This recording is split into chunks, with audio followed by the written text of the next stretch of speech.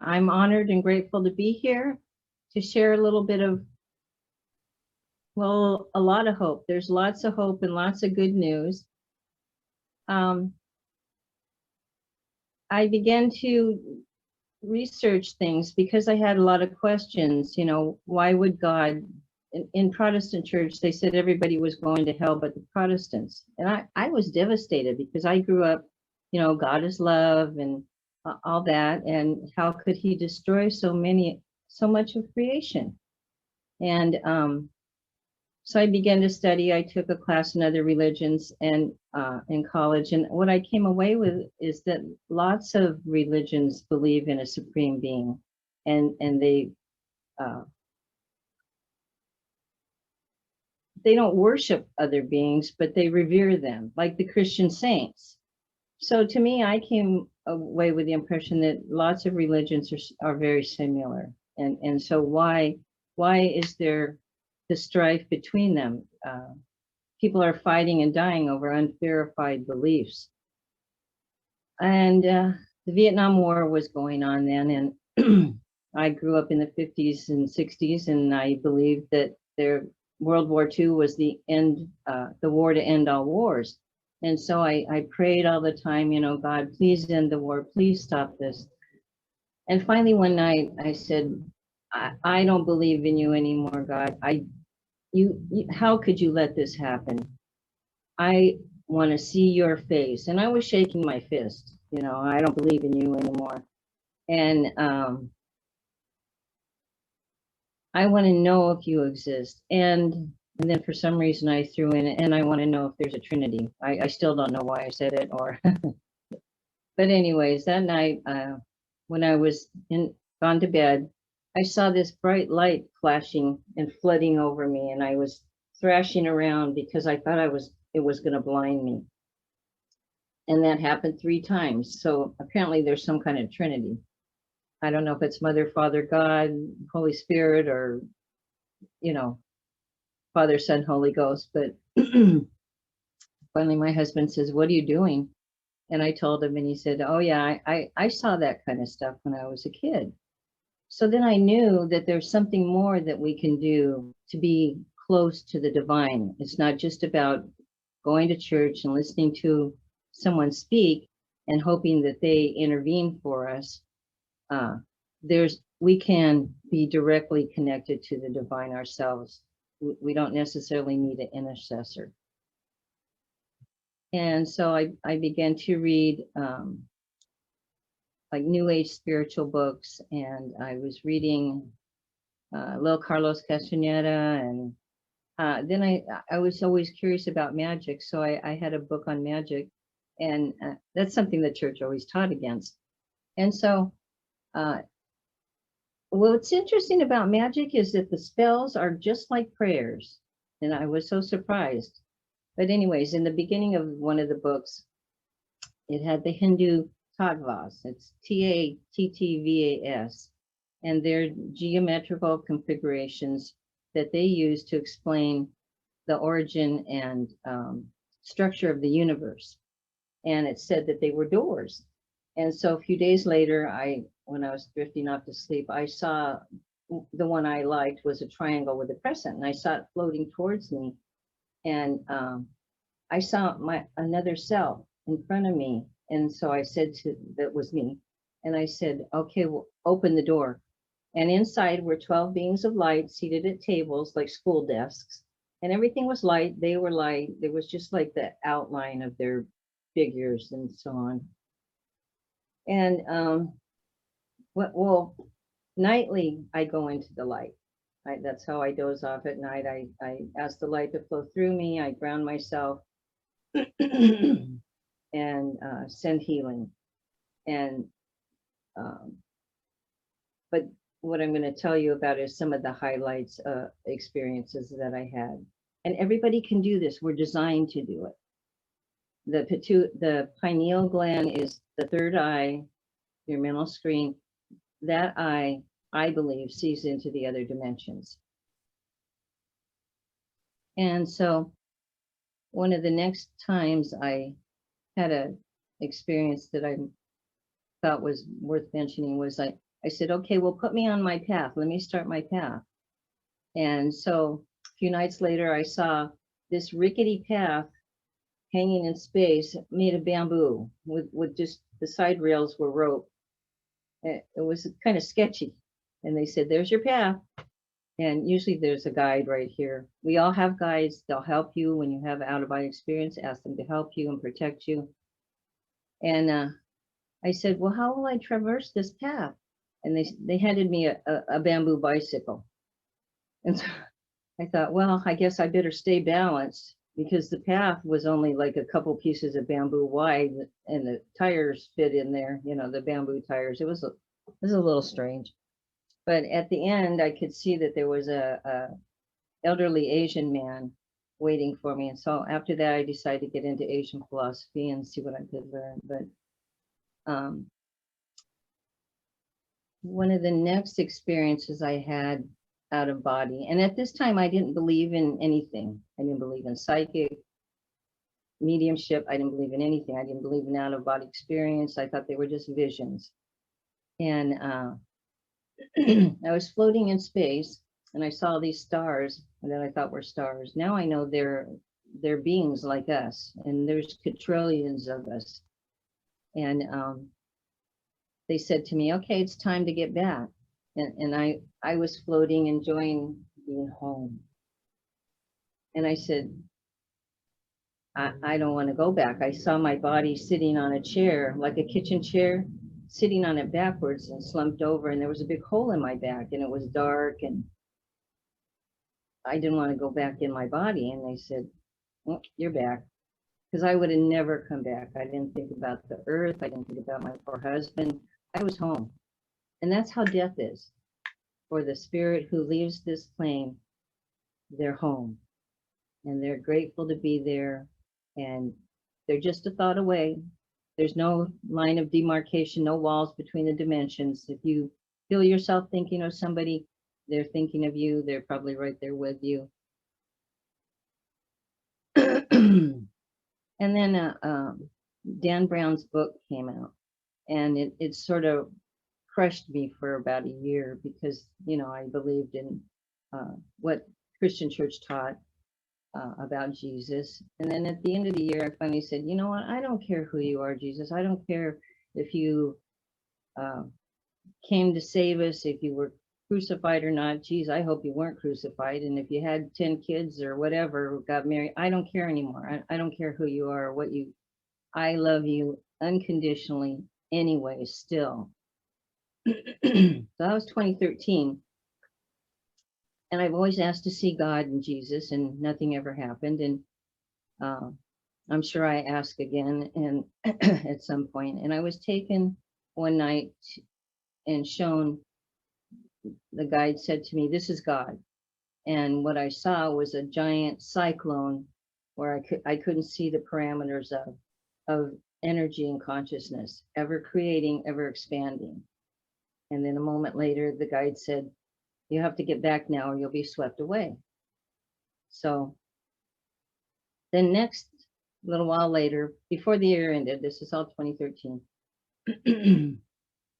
I saw Christ standing a ways away from me. And I was immediately like rushed to him and dropped to his feet, you know, crying tears of joy and love. And he was in his light body, and they dressed traditionally so that we can recognize them. And then it was over because I would have never left if I'd had the choice. And that's what you experience when you're out of your body and your guides are helping you and you're having positive experiences, is that you're home and this is where you really belong.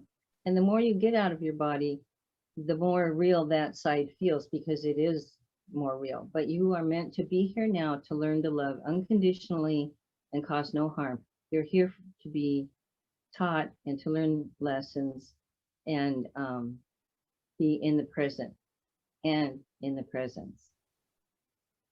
So then I asked to have a kinder, more compassionate heart.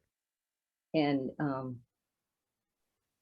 at one point soon after that, I saw this lady in my heart, and she was dressed like you'd think Mary Magdalene or Mother Mary would be dressed. And she turned around forward, and that was it. It was over. But I have a more compassionate heart than I did. She did give me that. So you'll connect with guides and perhaps other beings uh, when you're out of your body, and you don't have to totally leave your body. I mean, modern science says this is a hologram, and so we don't probably really even have a body, but we're connected to this form while we're here. So the Buddha said you can just watch the universe go by. So it's not necessarily about getting out of your body, but it's about becoming aware that you're more than just this body. You're this being, this soul, this spirit that lives, that's housed by this body while you're on the earth. And then one of the next kind of exciting experiences was I had gone to a singing bowl session, you know, where they play the crystal bowls, they make those sounds, and it puts you into kind of an altered state. And I had fallen asleep, which is pretty common, and I started to snore, which is pretty common for people. And it woke me, and I was able to see that I was the other me, the spiritual body, was out in front of me, but out in front of that body was my most inner self, my true self, which was just points of light and consciousness. And I was uniting with the divine at that point. It was kind of just a sky of clouds. And I had the feeling that I was greatly loved. It was like the Niagara Falls of love washing over you. Kind of like if you'd been away for several years. God's love is kind of like our love. Let's say you've been away for several years out of the country, and you come home to your parents' home on Christmas Day, and they're having a family reunion. Everybody's there, and all that love. That's kind of how God's love is. You know, the way we love our children, kind of thing. And I also, this is why I believe in a supreme being. I had no control over my surroundings. Some religions believe that we're sparks of the divine, and that fits for me. That we are divine. We're sparks of the divine. We're just like the divine, just smaller. So what I want people to know, like I said, is that everybody can do this. It's a simple process in my book. I teach the process in my book. I'm Hazel Ross on Facebook, and the pages are all open. You can contact me. If you get the book and read it and you have any questions, you can always message me. You can join the groups or not, but they're open, so you can read the posts. And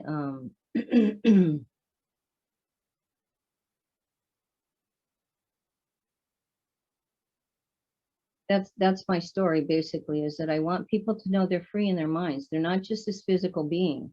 They're so much greater. Our awareness is like, I don't know, 30 feet, you know, like you'll be reading a book and you'll see a bird fly by out of the corner of your eye, clear across the yard. I mean, our awareness is not just right here. We're these great beings. There was another time, because I see all these lights out when I'm meditating, I asked one of the lights to come to me, and so it did, and much to my surprise. And when it got there, it was in the light was a great being of light, a rather large being of light. And so that's what we really are, is light. And we're loved by the divine. We complete each other. And there's nothing to fear. Death is kind of like a celebration when we leave here. It's a welcoming committee on the other side. Here we're sad, you know, especially when someone dies young or has to leave early, you know, all their time is up, how sad. But it's not about that their time was up here. It's about that the next new great thing in their life has arrived. And it's time for them to do that. So,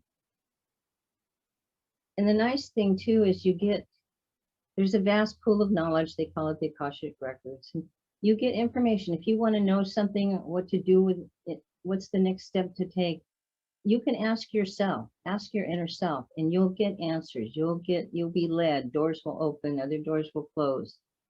Um, and you can commune with the divine presence and feel the love. I never could feel God's love growing up. I'm kind of numb anyways. And so when people talk about, oh, the energy, this and that for the day, I don't feel anything. But you can get so close to the divine that you feel the love, outpour of love.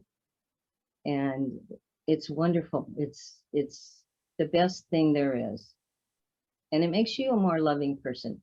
And the nice thing about this is that you can ask God to flow through you, let his love flow through you, because it's an endless supply. You never have to get tired or run out of anything, because God's love is always flowing through you and loving the other people around you, and they enjoy it, and then they want to do that, and they share the love, and it's like a ripple effect. It just keeps on going. So just by doing that, you make your world a better place. If you want to know what you can do to make the world a better place, that's what you can do. Is just simply let God's love pour through you, because he loves everybody. No matter what the condition, all will be redeemed. Negative energy will be recycled and cleansed. Some people call it reincarnation. Modern science calls it parallel universes. And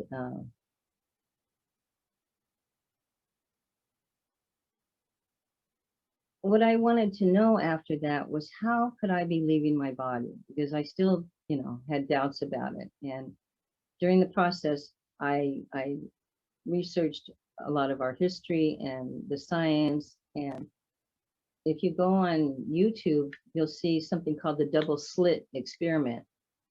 And what they did was shoot particles through a couple of slots in a panel. And as long as they're observing, they land in the same pattern. But if they're not watching, they do some different things. And so what they deduced was that matter is subject to observation. And when it's not being observed, it turns back into waves of energy. So matter is not this solid thing that we think it is. Particles are constantly vibrating. They do all kinds of crazy things.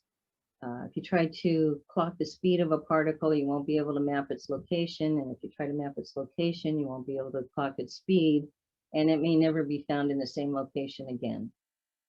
Steel, for example, is 98% open space.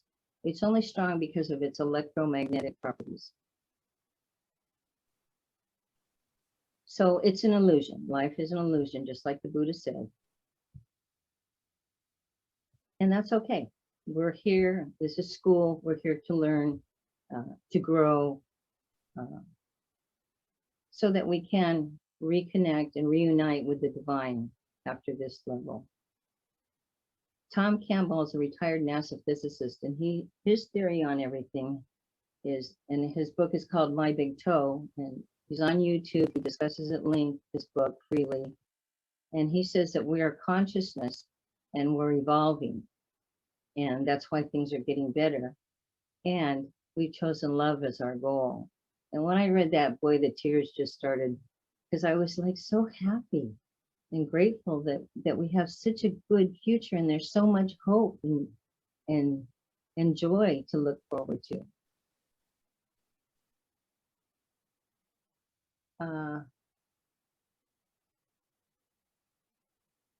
Sometimes I have to wait for spirit to tell me what I'm going to say next. I wanted to talk about a friend of mine who had a near-death experience. She posted something recently about your past mistakes and what you can do. And like the Reverend said, everybody's a healer. You don't have to join Reiki, or everybody has that natural ability to send healing. And you can send healing light to past mistakes, and it will help ease the situation and help, if you hurt somebody, it will help them feel better. and move past it. And you can ask to raise the vibration of things, because the divine doesn't see our individual, the details of the mistakes. He just sees the vibration, the level of vibration. So if you ask that to level of vibration to be risen, to rise, that will help you move also beyond the guilt or whatever that you might be experiencing, the regret, because that's what we're here for, to make mistakes so that we can learn. Something else I want to see. I think that's pretty much it in a nutshell.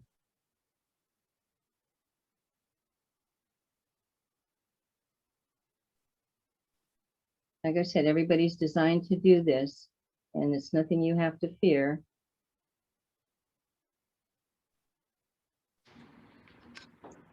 There was one last thing I like to mention, is that if you were injured or hurt, or something happened to you that you can't really, you're having trouble getting past it, every 3 to 7 years, our bodies completely replace themselves. Old cells die, they become dust in the wind, and new cells replace them. So you're not the same person that you were when you were injured. That body's gone. You are always a renewed, pristine being. So you can't say, oh, that person hurt me and I'm still hurting, my body's still hurting from it, or whatever, because you don't have that body anymore. You're in a different body. I mean, you still have, issues maybe that you have to work through, but you are always a renewed, pristine being.